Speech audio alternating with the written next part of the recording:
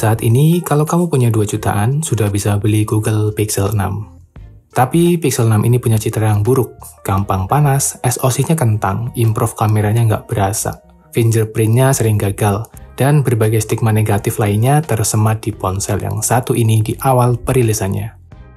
Bagaimana, masih minat dengan Google Pixel 6? Assalamualaikum warahmatullahi wabarakatuh, kembali lagi di channel Ari Kurniawan 13. Kurang lebih 10 hari berlalu, Google Pixel 6 saya jadikan daily driver atau HP utama. Kira-kira hal apa saja yang saya alami? Sebagai informasi, sebelumnya saya pakai Google Pixel 5 sebagai HP utama atau daily driver. Jadi beberapa hal akan saya bandingkan di video ini. Harga unit ini di 3 jutaan pas saat saya beli.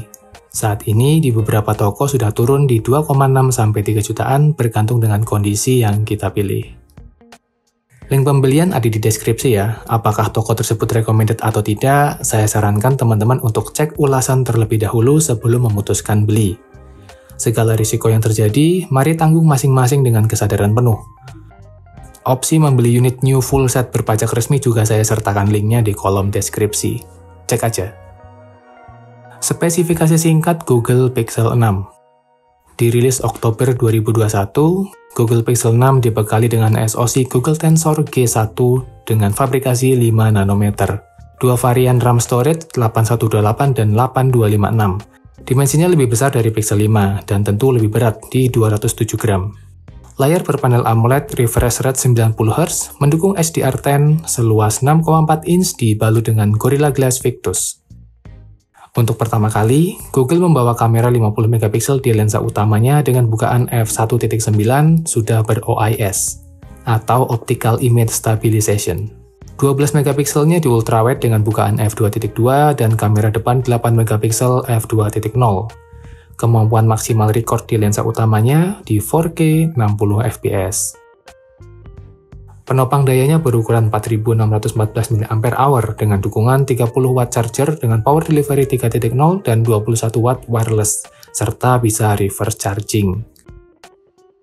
Spek lainnya ada stereo speaker, NFC IP rating 68, frame-nya metal, bodi depan belakang kaca, tanpa jack audio 3,5 mm, dan dibekali OS Android 12 saat perilisannya.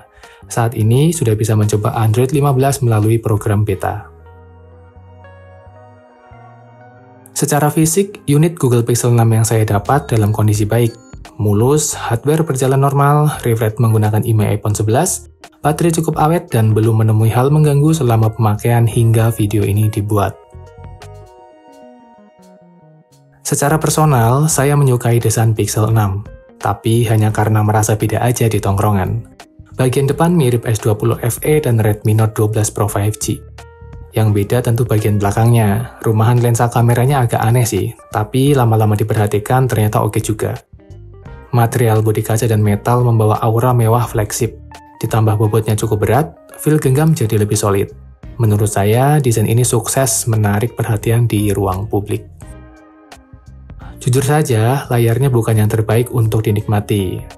Kalau dijajarin dengan Pixel 5 yang punya 432 ppi dibanding 411 di Pixel 6, jauh lebih jernih dan padat di Pixel 5. Tentu faktor ukuran layar berpengaruh. Panel AMOLED dan refresh rate 90Hz-nya tidak jadi poin unggulan, karena di masanya, HP lain yang lebih murah juga sudah membawa teknologi tersebut. Menurut saya, haptic feedback lah yang jadi satu-satunya hal yang bisa membuat unit ini lebih baik dari generasi sebelumnya. Oh iya, saya lupa, performa 90Hz-nya lebih enak daripada di Pixel 5. Di bawah terik matahari, layar Pixel 6 hanya sebatas cukup dan bisa digunakan untuk bernavigasi dengan baik. Untuk kebutuhan multimedia, saya rasa cukup ya nyaman-nyaman aja sih. Dari sekian banyak unit Google Pixel yang pernah saya pakai, reputasi NFC-nya sih tidak pernah mengecewakan ya. Saya tidak pernah gagal isi ulang saldo e-money. Fingerprint under display di Pixel 6 terkenal banyak problem di awal perilisannya. Kini di Android 15 beta performanya jauh lebih baik. Bukan yang tercepat, tapi akurasinya tepat. Untuk jaringan, 3 SIM card dari operator Tri, XL, dan Telkomsel sudah saya coba. Jaringan 4G LTE-nya lancar dengan speed yang cukup kencang. 5G-nya belum bisa saya coba ya, karena saya berada di luar jangkauan jaringan tersebut. Di bagian ini saya belum menemukan kendala.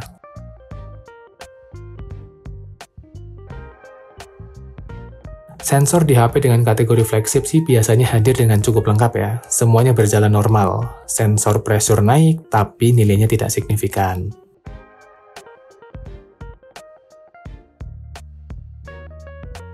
Pixel 3a dan 6a masih lebih baik daripada output audio di Pixel 6.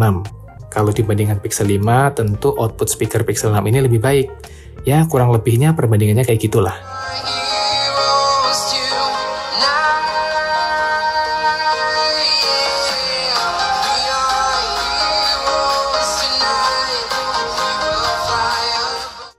Kalau beli Pixel, tentu incaran utamanya adalah kamera. Informasi awal aja ya, kamera Google Pixel 6 tidak membawa perubahan hasil signifikan dibandingkan seri sebelumnya, terutama Pixel 4 dan 5 series. Tapi bukan berarti tanpa peningkatan. Dynamic range, stabilisasi gambar, karakter warna, dan beberapa fitur mendapat polesan tipis-tipis nih. Langsung aja kita lihat hasil foto dan videonya berikut ini.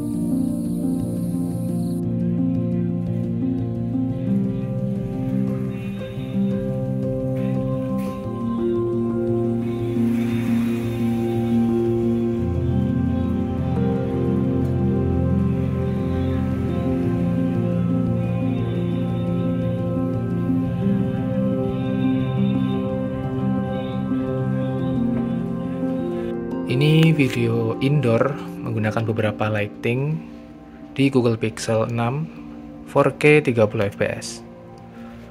Tentu dengan pencahayaan yang baik, gambarnya juga akan makin bersih ya, bebas dari noise. Nah ini kalau saya ambil produk lalu dekatkan ke kamera, maka efek bokehnya akan seperti ini ya. Menurut saya sih ini peningkatan yang cukup signifikan ya di sektor ini dibandingkan dengan Pixel generasi sebelumnya. Jadi karena bukaannya sih menurut saya nggak terlalu lebar ya di 1.9 untuk lensa utamanya. Kalau saya zoom 2 kali di resolusi 4K masih cukup baik. Ya, ini peningkatan kemungkinan sih dari ISP SoC-nya ya, Google Tensor G1 itu, sehingga membawa peningkatan cukup ya lumayan lah. Zoom maksimalnya di 7,0. Masih cukup baik ya, nggak terlalu pecah. Coba kalau saya arahkan ke sana, ini di 7 kali, di 1 kali, dan ultrawide-nya seperti ini. Jadi kalau 4K 30, Full HD 60, dan Full HD 30 itu bisa switch lensa dari lensa utama ke lensa ultrawide-nya 0,7. Ini untuk kamera depannya, jadi dia hanya mentok di Full HD 30 fps ya. Dan audionya seperti ini. Jaraknya ini saya panjangkan tangan semaksimal mungkin ya. Untuk POV-nya mungkin kalau stabilizernya di settingan untuk dinonaktifkan akan lebih luas, tapi gambarnya nggak cukup stabil. Ya, kayak gini lah kurang lebih.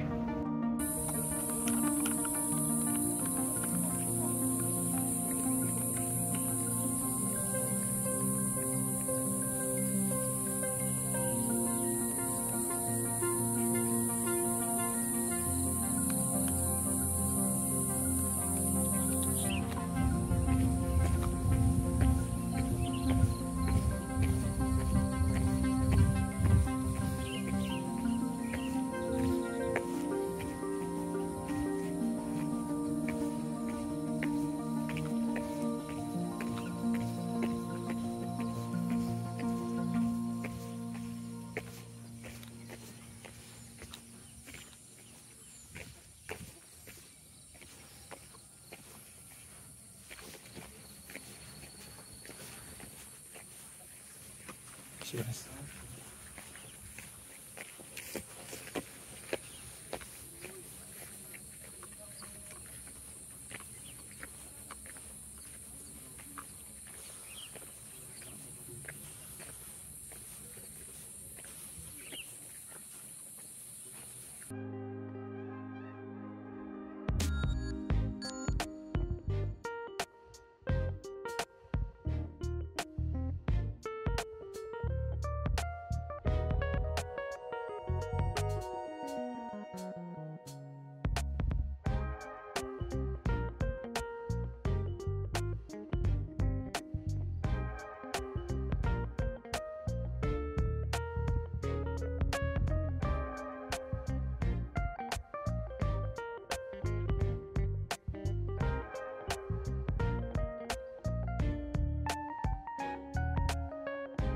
Meski jarang di-highlight, Instastory di Google Pixel ini ternyata cukup menarik banyak perhatian.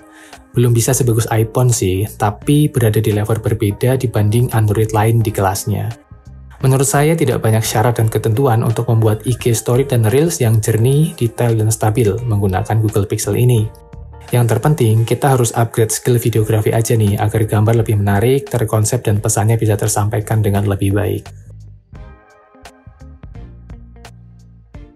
Untuk performa harian si Tensor G1 ini gimana sih?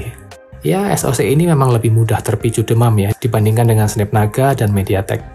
Tapi jangan takut dulu, kondisi demam memang mudah terjadi, terutama saat bermain game, download dan update aplikasi di awal penyiapan ponsel, penggunaan di bawah terik matahari, dan perekaman video 4K yang terlalu lama. Hal ini menjadikan Pixel 6 kurang cocok nih buat yang sering berkegiatan di luar ruangan, kecuali di daerah pegunungan yang lebih sejuk. Walau sesungguhnya tidak semenakutkan itu ya, tapi hal-hal buruknya sudah saya sampaikan. Untuk penggunaan sosial media, kerja, ngonten, sesekali main Mobile Legends, Pixel 6 ini masih bisa diandalkan. Bisa menjalankan tugas tersebut dengan cukup baik.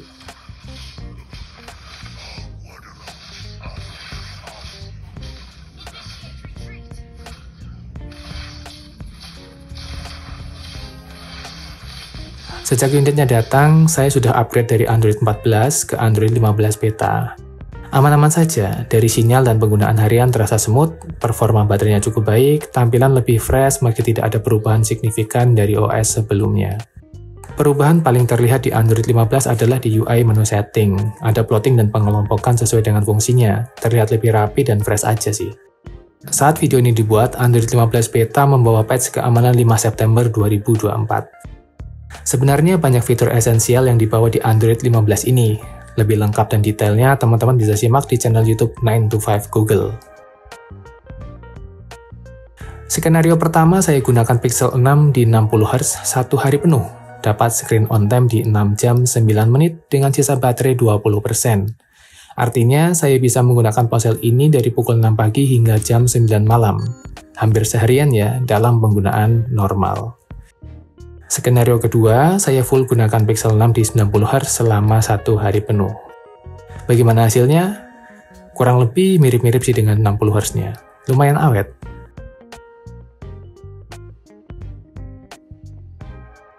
Untuk mengisi daya, saya gunakan charger Ugreen PD 65W.